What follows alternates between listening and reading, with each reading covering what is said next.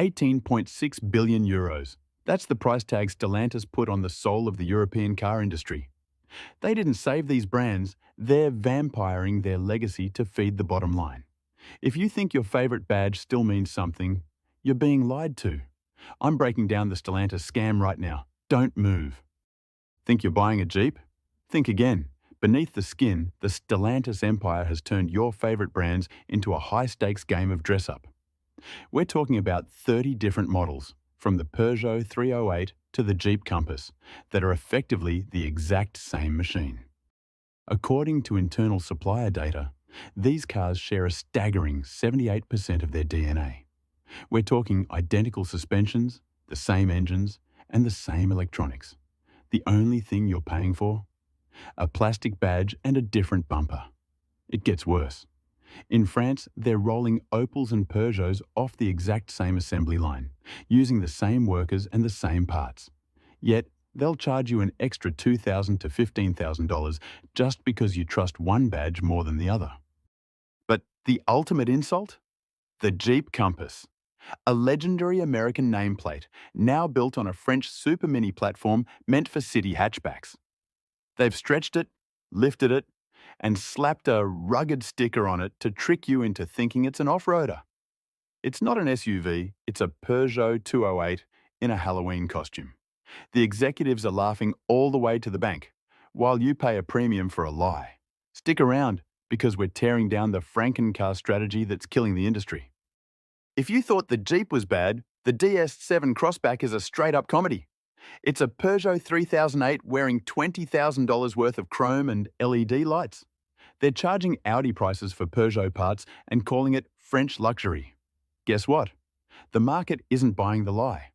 Sales have cratered by 73% because even the biggest brand snobs have their limits. But here is where it gets dangerous. Stellantis is still jamming that 1.2 PureTech engine into everything. This isn't just a bad engine, it's a ticking time bomb. The wet belt timing system is a documented disaster that has shredded thousands of engines, yet they refuse to kill it. Why? Because fixing the flaw would hurt their profit margins. They are gambling with your money and your safety just to keep those billions rolling in. If you're disgusted by this corporate greed, hit that subscribe button right now, because I'm about to reveal 8 more ways they are murdering the brands you love. You cannot afford to miss what's coming next. This isn't just an engineering oversight, it's a mechanical death sentence. We're talking about a timing belt submerged in oil that literally disintegrates, shedding rubber shrapnel into your engine's arteries. When it fails, and it will fail as early as 40,000 miles, you're looking at a $5,000 repair bill. Stellantis' solution? A shut-up warranty that they only honour if you scream loud enough. But here's the kicker. Internal documents prove they've known about this fatal flaw since 2016. Yet, they are still dropping this ticking time bomb into 2024 models like the Corsa and the C3. The truly criminal part. Their competitors already solved this. Ford and Volkswagen moved to reliable chains years ago. Stellantis? They'd rather let your engine explode than spend a dime on a redesign. They've already spent the R&D money, and they're making you pay for their arrogance. Don't look away, because the scale of this deception goes even deeper.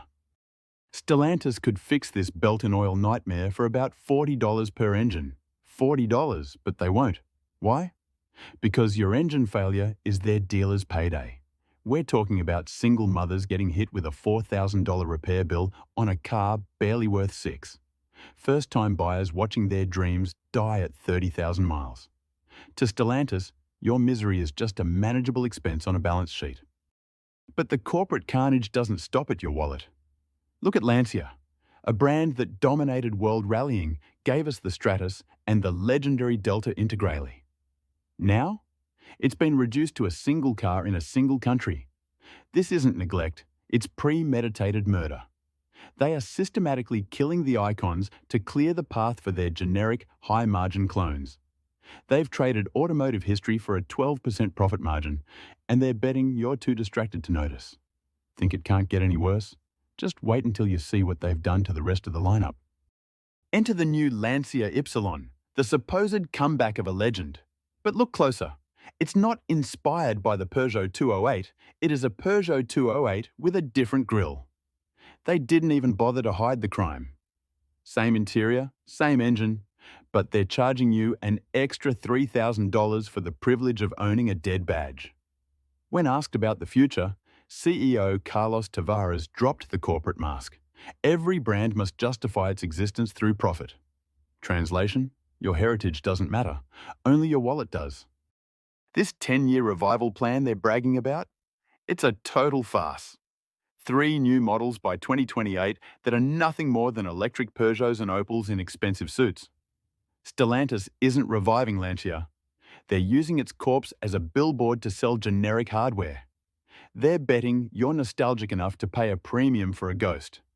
But as we're about to see, the betrayal goes even deeper than one brand. Stellantis is weekend at Bernieing Lancia's corpse, propping it up just to squeeze out every last drop of residual value before the final burial. Imagine a new Stratos on an Alfa 4C chassis, or a Delta Integral hunting Golf Rs for breakfast. That's a brand heritage Chinese giants would kill for. But Stellantis? They're letting it rot because soul doesn't fit into a spreadsheet column.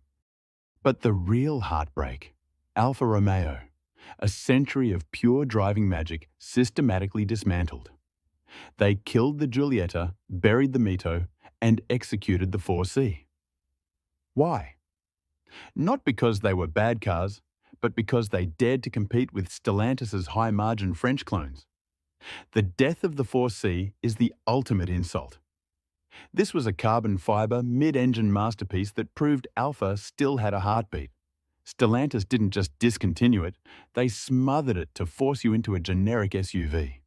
They're trading dream machines for profit margins, and they think you won't notice the difference. Stay with me, because what they did next is even more unforgivable. Stellantis killed the Alfa 4C because it didn't fit their electrification strategy.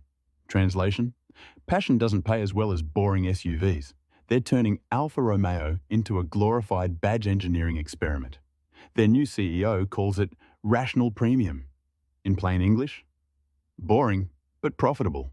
No more soul, no more driver focus. Just overpriced Peugeots wearing a cloverleaf badge. But look at Chrysler. In America, it's on a ventilator. They've let the 300 sedan rot for 12 years without a single real update before finally pulling the plug. Now, this once revolutionary giant is a one-car brand, a minivan. Internal leaks reveal the truth. Stellantis views Chrysler as a transitional brand. That's corporate speak for dying. The only reason they haven't buried it yet? They're terrified of expensive dealer lawsuits. And then there's Opel. For 120 years, it was the heart of German engineering. Now, it's been gutted and stuffed with French parts. They killed the Insignia flagship because it didn't fit their SUV-only obsession. If you're a German buyer who wants heritage, Stellantis' message is clear. Buy a French platform or get out. The Corsa, the Astra, the Grandland, they aren't Opels. They are just Peugeots in a German suit. The diversity of the car world is being erased by a spreadsheet. And wait until you see the final insult they have planned for the American truck market. Stellantis isn't even hiding the crime anymore. They've turned the historic Rüsselsheim factory, the spiritual heart of German engineering, into a glorified assembly line for French wannabes. You've got German workers building French cars with German badges for buyers who think they're getting German quality. It's automotive gaslighting at its finest, and the market is screaming. Opel's market share hasn't just slipped, it's cratered. Even Skoda is more German than Opel now. But here is the real kicker. While they chase those fat 10% profit margins, your car's quality is in freefall. CEO Carlos Tavares demanded profits at any cost, and that cost is you. The 2024 reliability data is absolutely damning. Peugeot, Citroën, and Fiat have plummeted down the charts, leaving owners stranded with warranty nightmares. When you're only beating brands like Dacia on reliability, you've failed. Stellantis is sacrificing your safety and your wallet on the altar of a spreadsheet. Stick with me, because we're about to see the true price of this corporate greed. This isn't just my opinion. This is a documented disaster from hundreds of thousands of owners. We're witnessing the systematic stripping of quality. Citroen's advanced comfort, now just cheap foam. Peugeot's premium feel, nothing but textured hard plastic.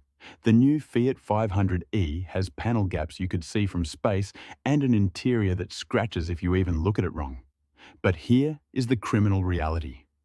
While your car falls apart, Stellantis is banking record profits. 18.6 billion euros in 2023 alone. They aren't just getting lucky, they are getting rich by making your car worse. Every cent they save on a cheaper bolt or a thinner plastic goes straight to shareholder pockets, while you deal with the breakdowns, the rattles, and the weeks-long waits for French parts that don't even fit your German car. It's a deliberate wealth transfer through quality reduction. And their EV strategy? It's pure schizophrenic chaos. They are forcing an army of identical, soulless EVs onto the market. 4 platforms, a dozen badges, and prices that defy logic. They're not building the future, they're building a monopoly of mediocrity. And the most shocking part? They're just getting started. Welcome to the era of automotive sacrilege. Stellantis' new STLA platforms mean your future Alfa Romeo won't just be like a Peugeot. It will be mechanically identical to one. Imagine paying Ferrari prices for a Maserati that's built on the same bones as a Dodge muscle car or a Jeep. It's not an exotic, it's a high-priced identity crisis. The pricing is an absolute insult.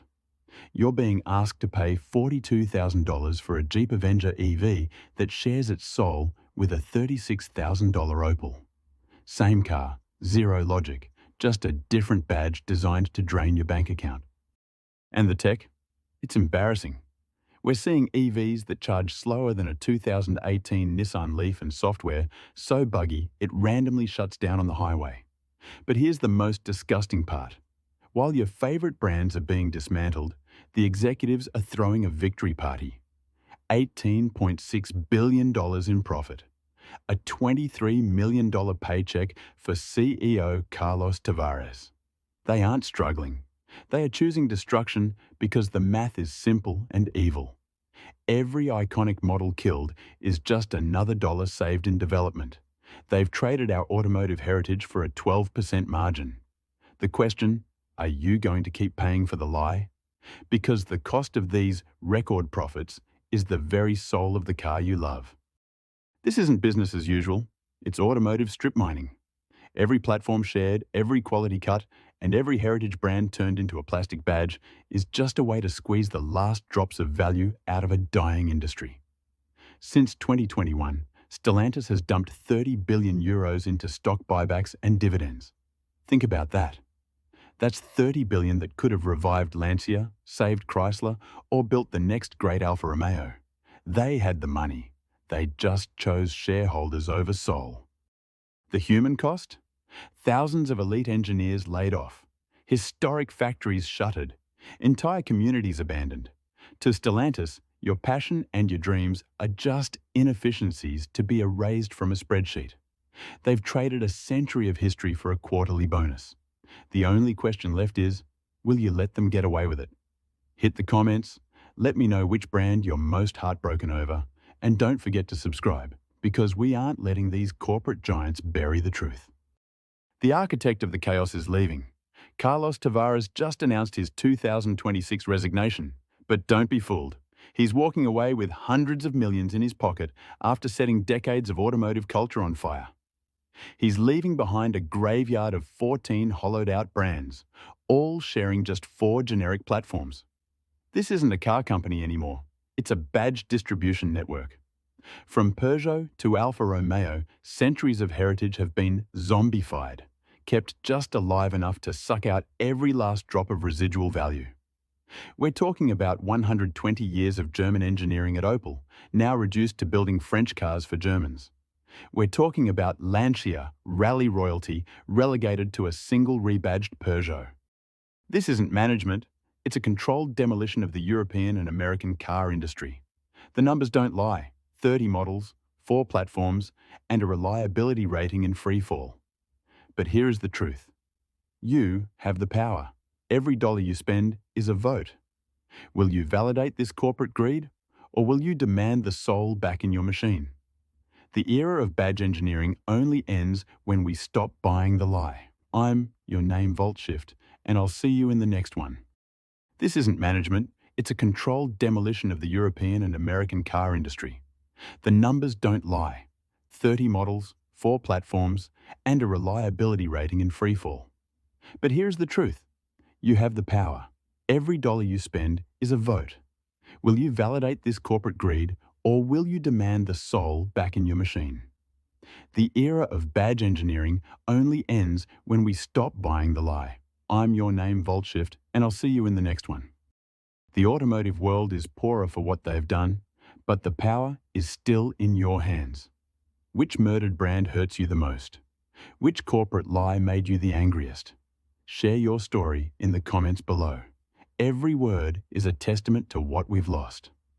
If you want the raw, unfiltered truth about the future of your garage, hit that subscribe button right now. Don't just watch the industry die. Be the reason it survives.